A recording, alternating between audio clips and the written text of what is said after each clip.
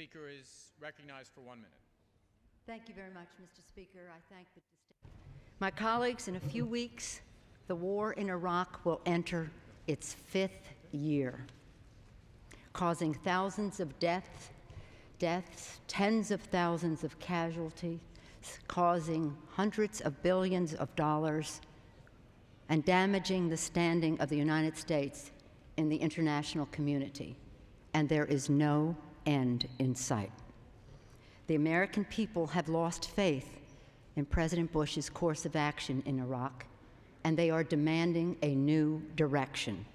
I thank my colleague from Florida for yielding. This non-binding resolution is the first step toward abandoning Iraq by cutting off funding for our troops that are in harm's way. And we know what al-Qaeda thinks when America retreats from the battlefield. They think that we can't stomach a fight. This is why they haven't been afraid to strike us whenever and wherever they've had the opportunity to do so. From Pennsylvania is recognized for 3 minutes. Thank you, Mr. Speaker. I take the floor today not as a Democrat or a Republican. Mr. Speaker, it's a time for a new direction in Iraq. From my time serving with the 82nd Airborne Division in Iraq, it became clear that in order to succeed, we must make it clear to the Iraqis that we're not going to be there forever. Yet 3 years after I left Iraq, Americans are still running convoys up and down Ambush Alley. Does the gentleman yield back or reserve for time? I reserve. I beg pardon. What purpose, gentleman from California, rise? Speaker, their proposal is in fact meaningless as legislation, and it is disastrous as a policy. Mr. Speaker, it is an admission of defeat, and it is a vote of no confidence in our troops.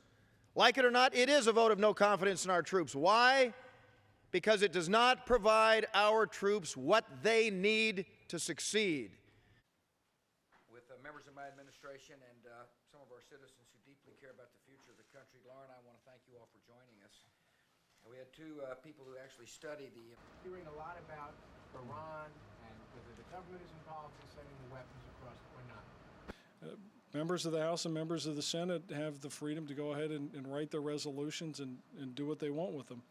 The one thing we do expect is we do expect those who say they're going to support the troops to support them. I think a lot of people are trying to wamp up a fight here that doesn't exist. I spoke with General Pace a bit this morning as well.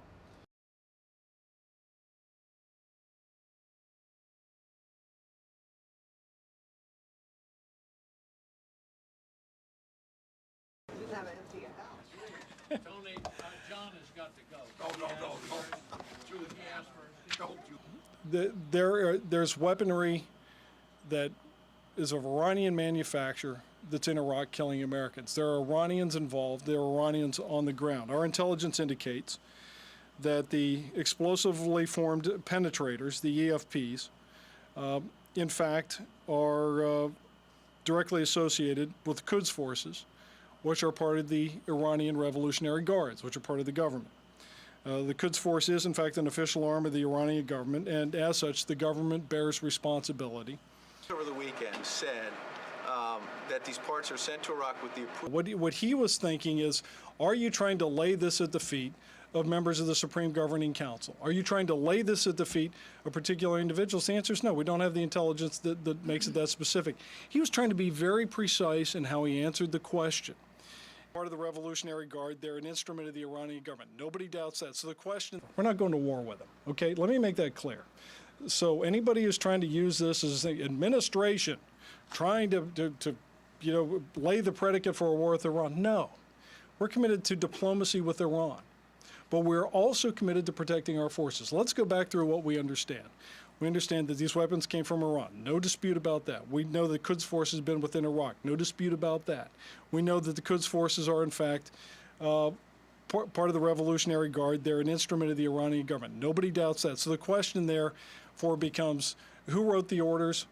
We're not going to be able to tell you who signed the orders. But we do know that the Iranian government at that level has been involved.